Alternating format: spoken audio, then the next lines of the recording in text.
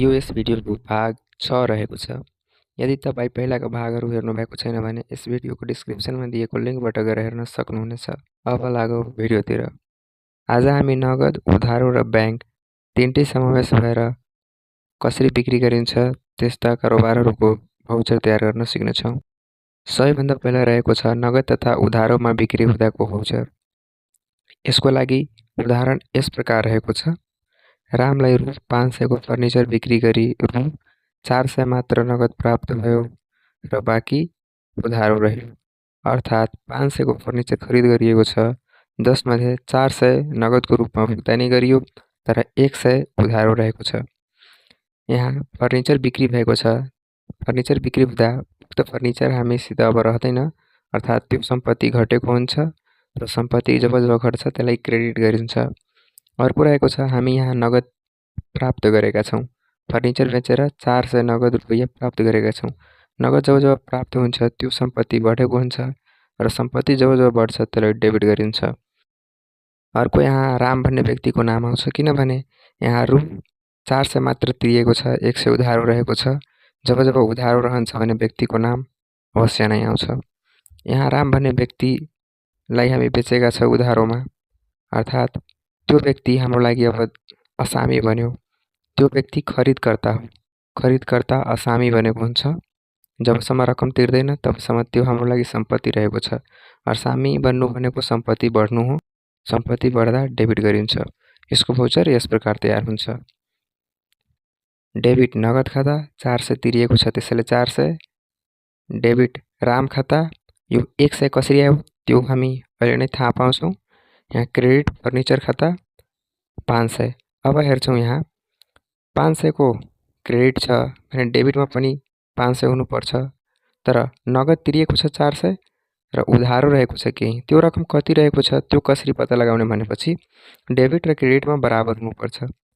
यहाँ 500 को फर्निचर छ तर 400 नगद तिरिएको छ, अर्थात् 100 उधारो भएको हुनुपर्छ भने त्यो व्यक्तिको नाममा 100 रहन्छ।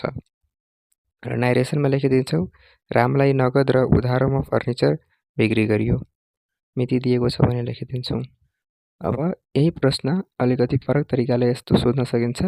यहाँ व्यक्तिको नाम दिँदैन र जुन सामान बिक्री गरिएको हुन्छ त्यसको पनि नाम दिएको हुँदैन भने यस्तो अवस्थामा यसरी भाउचर बनाइन्छ। यहाँ फर्निचर नहुँदा यहाँ सामान बिक्री भएको हुनुपर्छ र जब सामान बिक्री हुन्छ भने त्यसमा हामी बिक्री खाता भन्ने प्रयोग गर्छौँ। र अर्को रहेको छ व्यक्तिको नाम जुन छ राम खाता त्यसमा लेखेका थियौँ, यसमा व्यक्तिको नाम छैन भने त्यो व्यक्ति असामी बनेको छ, त्यसैले असामी खाता लेख्छौँ। यसको भाउचर यस प्रकार हुन्छ। डेबिट नगद खाता, डेबिट असामी खाता, क्रेडिट बिक्री खाता। नगद र उधारोमा सामान बिक्री गरियो। डेबिट क्रेडिटको रकम लेखिदिन्छौँ।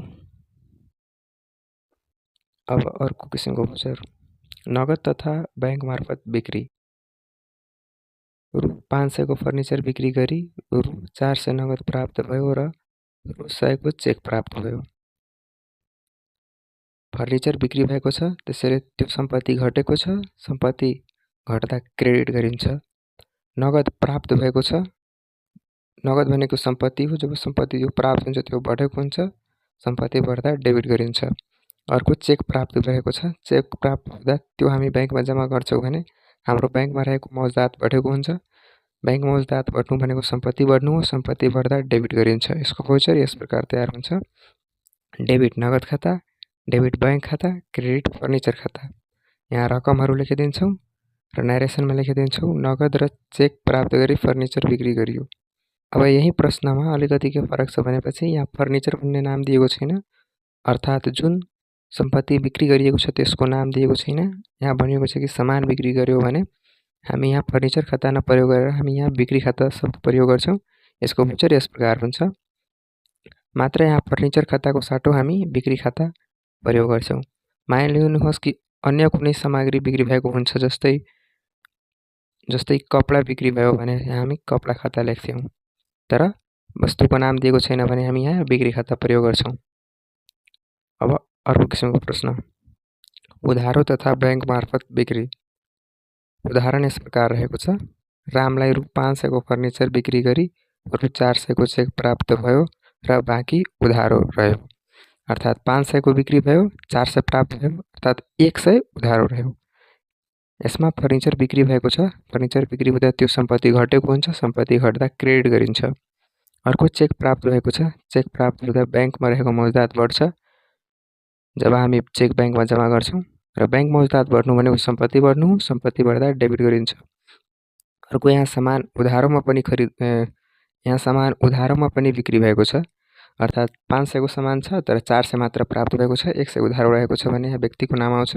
त्यो व्यक्ति खरिदकर्ता हो। खरिदकर्तालाई असामी भनिन्छ। त्यसैले राम एउटा असामी बनेको छ।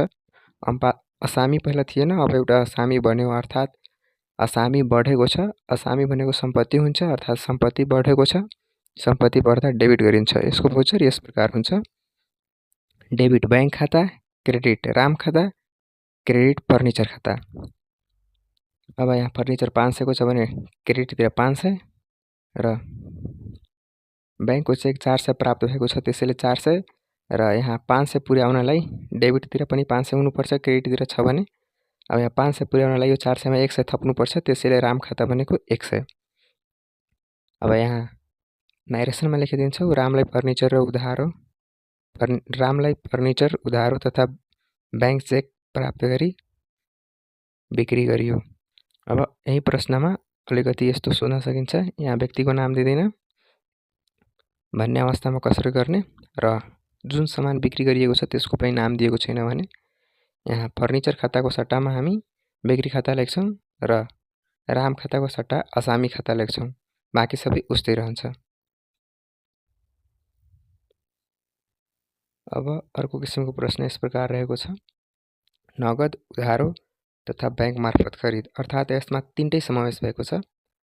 यसका लागि प्रश्न यस प्रकार रहेको छ। रामलाई रु 500 को फर्निचर, नगद रु 300, ब्याङ्कको रु 100 को चेक प्राप्त गरी बिक्री गरियो र बाँकी उधारो रह्यो। अर्थात् 500 को फर्निचर छ जसमा 300 नगद प्राप्त भयो, 100 को चेक प्राप्त भयो र 100 उधारो रह्यो। 300 नगद, 100 चेक गरेर जम्मा 400 र 100 उधारो। यसको हामी यस प्रकार तयार गर्छौँ। फर्निचर बिक्री भएको छ अर्थात् त्यो सम्पत्ति घटेको छ। सम्पत्ति घट्दा क्रेडिट गरिन्छ। अर्को नगद प्राप्त भएको छ। नगद प्राप्त हुनु भनेको सम्पत्ति बढ्नु हो। सम्पत्ति बढ्दा डेबिट गरिन्छ। अर्को रहेको छ चेक प्राप्त भएको छ। चेक प्राप्त हुँदा ब्याङ्कमा रहेको मौजुदात बढेको हुन्छ। ब्याङ्क मौजुदात अर्थात् ब्याङ्क ब्यालेन्स बढ्नु भनेको सम्पत्ति बढ्नु हो। सम्पत्ति बढ्दा डेबिट गरिन्छ। अर्को रहेको छ राम भन्ने व्यक्ति एउटा नयाँ असामी बनेको छ। अर्थात् यसले उधारोमा खरिद गरेको छ। त्यसैले असामी बन्नु भनेको सम्पत्ति बढ्नु हो। सम्पत्ति बढ्दा डेबिट गरिन्छ। यसको भोचर यस प्रकार तयार हुन्छ।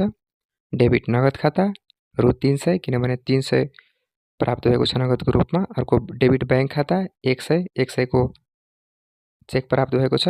अर्को यहाँ फर्निचर खाता क्रेडिटमा हुन्छ 500 र डेबिटमा राम खाता 100 कसरी भयो भनेपछि क्रेडिटतिर 500 छ भने डेबिटतिर पनि 500 हुनुपर्छ र यसलाई 500 पुर्याउनको लागि यहाँ राम खाता 100 हुनुपर्छ। यसको नारेसन यस प्रकार लेखिदिन्छौँ। रामलाई फर्निचर, नगद, उधारो तथा ब्याङ्क चेक प्राप्त गरी बिक्री गरियो। अब यही प्रश्न अलिकति यस प्रकार पनि सोध्न सकिन्छ।